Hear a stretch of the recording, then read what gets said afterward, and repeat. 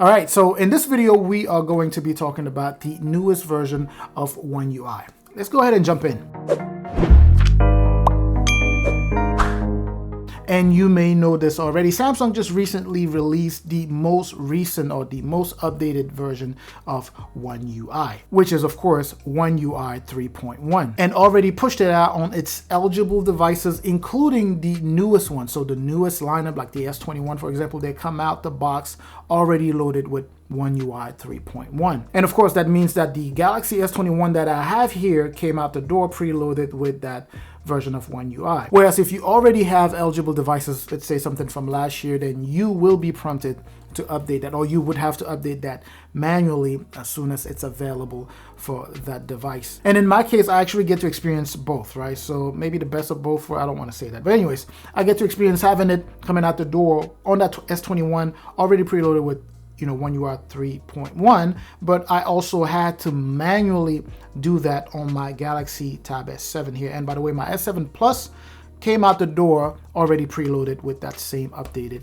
version because it shipped out just shortly before the S21. So we're just going to go ahead and talk about some of the changes or some of the things that were implemented in this newest version of the software here. And believe me, there are quite a few changes, right? Even just compared to One UI 3.0. And just a couple more things to add here is the fact that this was actually pushed out last month, specifically on January 14th. And as I mentioned, only to the newest devices. And from my understanding, besides all of the new devices getting that, latest version, the previous devices will be getting, things like the S10, the Note 10, or the Note 20 Ultra, the Galaxy Z Fold, all that good stuff, they will see that update also. In fact, I've come across quite a few articles that are citing, the Galaxy Note 10 series and the Galaxy S10 series and so forth, possibly seeing that update during the second quarter of this year. So anytime between March or April, they might see that update. And every now and then, depending on the device that you own, you may not see that right away, right? So if you go online, you look at a news article and it says that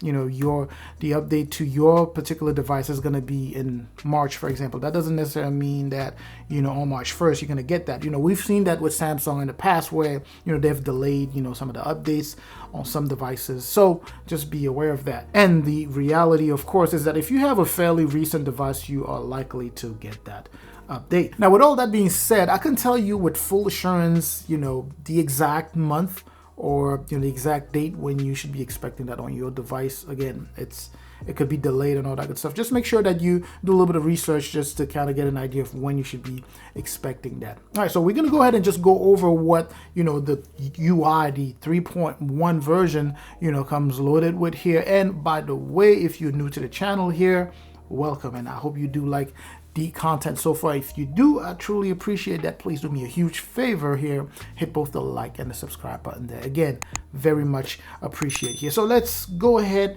and talk about what this 3.1 comes loaded with. It's slightly different from the version 3.0, not necessarily in terms of GUI, right? So in terms of features, maybe the looks of it, some of the upgrades that came over to the camera and a couple more things, right? But you do have to keep in mind, as I mentioned earlier, that the goodies I will go over here do work perfectly now only and only if you have an eligible device already updated to that latest version. Again, not all of the new features, but there are just some features that require for you to have both devices that you have interacting with each other. In order to have that continuity between two devices would need to be on 3.1. Now, the others can still interact with devices that have the 3.0 version. And I'm not going in a particular order here, but you may have heard talks about, the ecosystem that Samsung is working on building. And I can already tell you that it's even more apparent with the new version of One UI here. Or let's just say it's even more present than people think. In the past, we've been able to, experience some level of continuity, when dealing with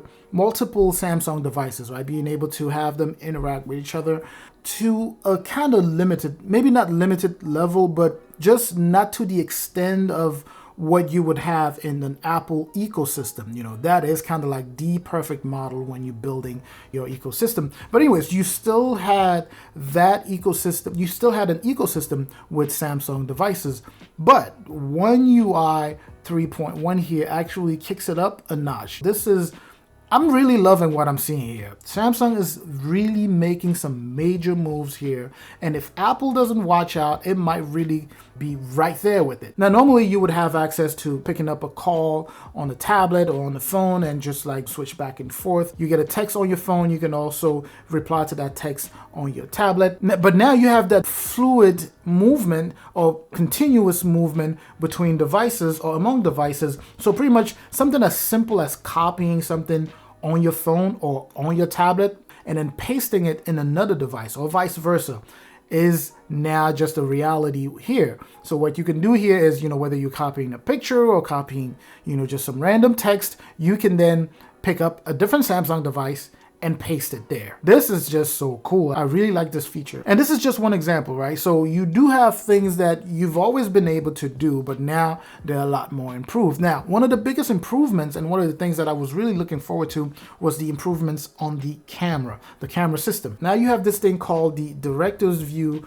and I may have talked about this in my review of the Galaxy S21 camera. And what it is essentially the ability to film both, using the front camera, the front-facing camera, and also the rear-facing camera. So you're using both the main and the selfie camera at the same time. That is one of the coolest things I've seen on a Samsung camera here. You also get a very well improved stabilization on the camera and a better autofocus coupled with kind of that auto exposure functionality that they've talked about. You get an updated always on display, and you also get a new look for that lock screen that you see here. It's a lot cleaner with this new pin pad look. Now, if you didn't own a Samsung device before, you may not know what I'm talking about, but this one is pretty clean and I really like it. You have heard me talk about multitasking over time, so you do know I like to multitask. So what you can do now is when you multitask and you finish, you complete the task that you are working on, you just close your tablet. What you can do is when you recall your apps, as you would typically do hitting those 3 bars,